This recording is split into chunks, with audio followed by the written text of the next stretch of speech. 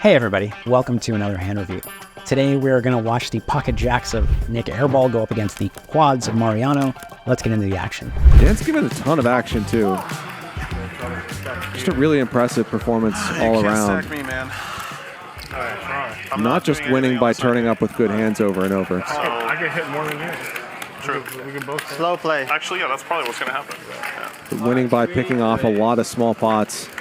So we begin this hand with Suited Superman opening pocket nines, gets over to Nick Airball in the small blind. Nick makes it 1,500. And in the big blind is Mariano. And you normally fold pocket fours to a raise and a 3-bet. However, they are 1,500 big blinds deep. And he has position on Airball. And Airball has been known to build some big pots. So I think Mariano feels that he has implied odds here to set mine. And he decides to call with pocket fours. Superman calls with his nines, and we head to the flop. A lot of important situations. So quads for Mariano and two players with overpairs. 1, 2. Great spot for Mariano. Key's like, oh, that's me. It's Keith. That's juice. That's juice. Juice. He's like, oh, it's me. Flop is 8-4-4, giving Mariano quads. It's a rainbow board, not many draws out there, especially when we're cold calling 3-bets, when we're 3-betting, and when we're opening in early mid position. This is a pretty innocuous board for all these players. Airball fires out 2K and do 4,600, a little under half pot. I like this play. I think very often what you're going to be up against in Mariano is going to be a mid to high pocket pair or suited Broadway hands. Nick has to expect to almost always have the best hand here. He bets 2K. Mariano with his quads decides to just call. I think that this is certainly fine. Slow playing quads is a good thing. However, you could certainly make an argument for him trying to build a pot against Airball. This is a spot where, he could represent a hand like pocket tens that is raising for information or raising to kind of control the action, deny equity. Given what, if you watch HCL, what you've seen from Airball, he is willing to kind of sense weakness and go after it in a big way. Again, Airball 3-bet pre. He bet 30,000 into 25,000 on the turn, and here he just bet 160 into 80.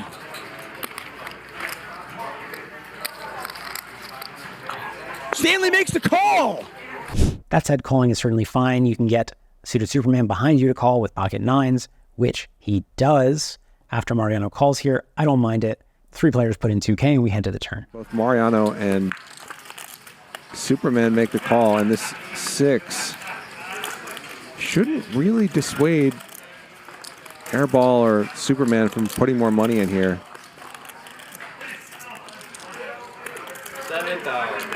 7,000 from Airball. I think actually, now that Airball's bet again 3 ways here, Superman can get out of the way. Turn is the 6 of spades, and while this looks like it connects with a lot of hands, it actually doesn't change that much. Nick is not going to expect Mariano to have had a lot of 5-7 suited. I think that hand would fold pre-flop, maybe cold 4-bet if he wanted to play it. So the straight getting there doesn't matter so much. Nick has to be a little bit worried that one of his opponents flopped full house or quads in this case, but that's very rare. He still feels he's very likely to have the best hand, and I think he's right to think so. Nick fires out about a 7,000, and Mariano has another decision of whether or not to slow play his quad fours. Even if Mariano just calls.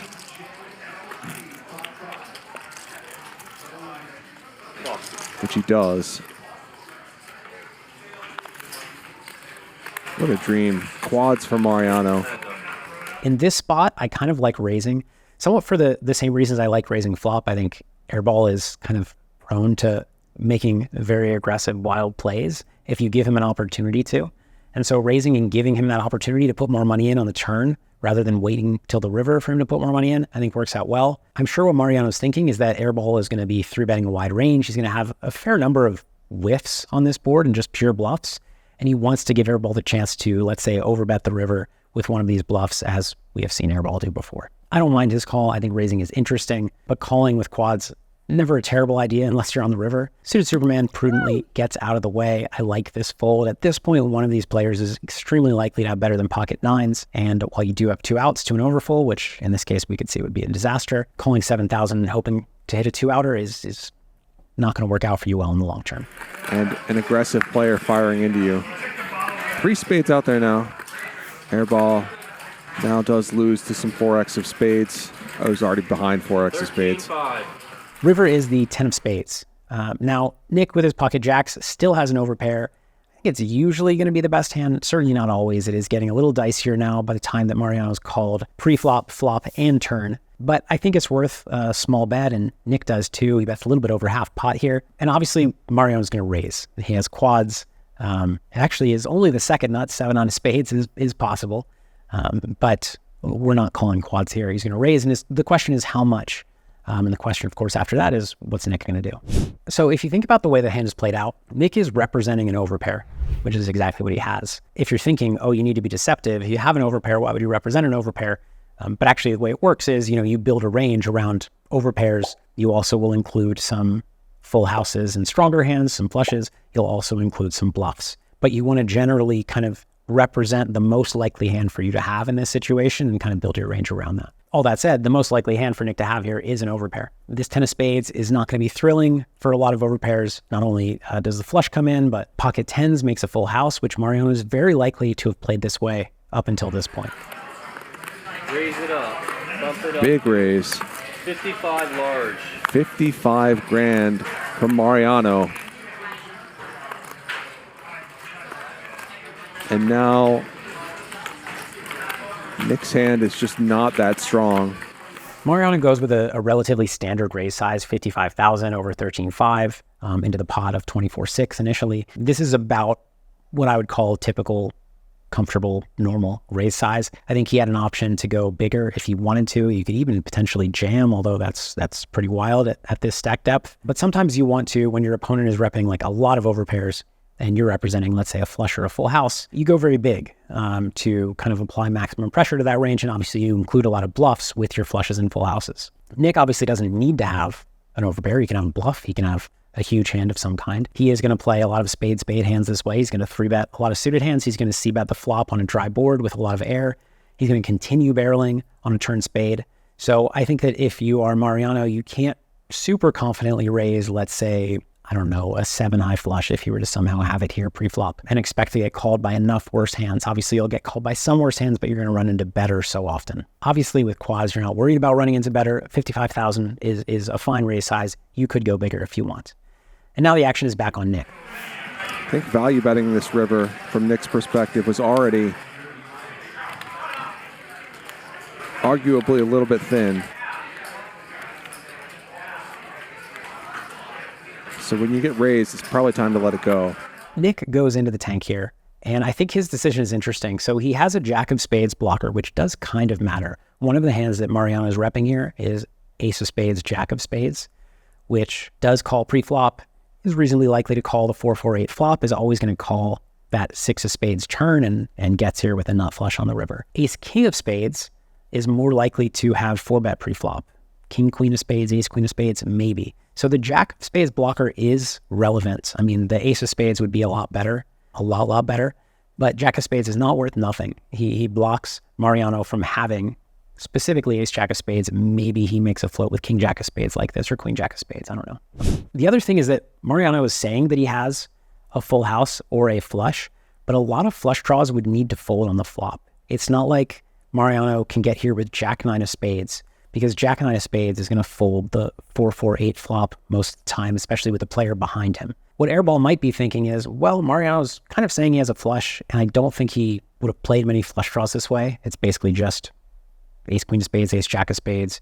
Maybe that's it, and I block one of those. I think he doesn't expect to run into a ton of flushes. Now, yes, there are some boats, pocket 8s, pocket 10s, potentially pocket 6s, obviously pocket 4s make quads. He might expect some of those to fold pre-flop. He might expect pocket 10s to cold 4-bet pre-flop, I'm not sure. But there are not that many value hands that Mariano is repping.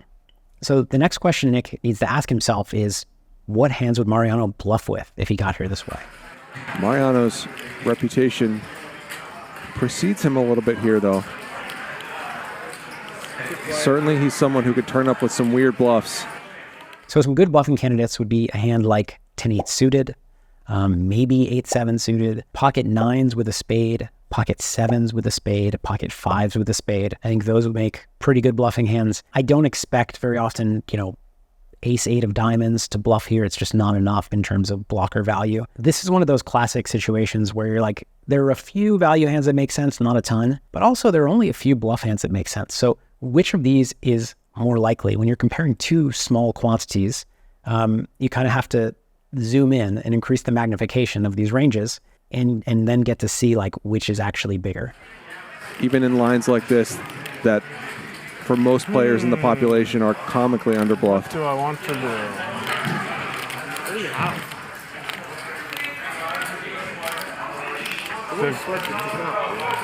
I have an overpair. Given that Nick blocked the jack of spades, I think a call is okay. However, I kind of like folding here. You got to keep in mind, Nick can have flushes. He would play a lot of flushes this way. Nick can have 8-8. He can have 10-10. He would play those this way. I think a really important concept, and the reason that I would fold here is because as we went through these value hands that Mariano can have, you have to keep in mind that if he gets here with 10-10, if he gets here with 8-8, if he gets here with 6-6, if he gets here with 4-4, if he gets here with ace-queen of spades, if he gets here with king-queen of spades, he's going to raise. If he gets here with pocket nines with a spade, he might raise, but he might not. If he gets here with 10-8 suited, he might raise, but he might not. As we're going through these combinations of hands and we're saying, yeah, there's a handful of hands that make sense for value, there's also a handful of hands that make sense as a bluff, you have to keep in mind that the value hands are always raising for value. The bluff hands might not. And then the determining factor is, let's say we compare the quantity of these two ranges and they're roughly even. We got to look at, okay, this situation and this player, are they going to bluff with half of these bluffing candidates? Are they going to bluff with a third of these bluffing candidates, a quarter of these bluffing candidates? Are they going to bluff with 90% of these bluffing candidates? Or are they going to bluff hands outside of this range because they just love to bluff in general or this spot? I think most opponents in this spot will bluff, let's say, a third of these bluffing candidates. Some will bluff almost none or 10%. All in all, I think if we were to break down every single combo that could have played this way for value and as a bluff and how frequently each would do it, I think all in all, even given the pot odds that Nick is getting, he's going to run into a few too many value hands, given the way the hand's been played. Does make the call, and Mariano is going to win a $135,000 pot, flopping quads against Nick Airball's jacks.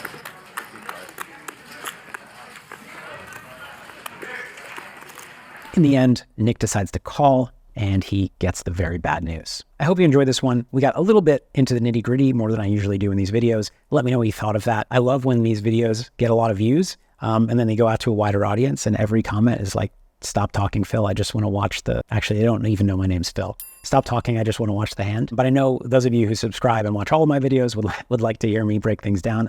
I'm curious in how much detail. I will see you next time. Until then, take care and good luck.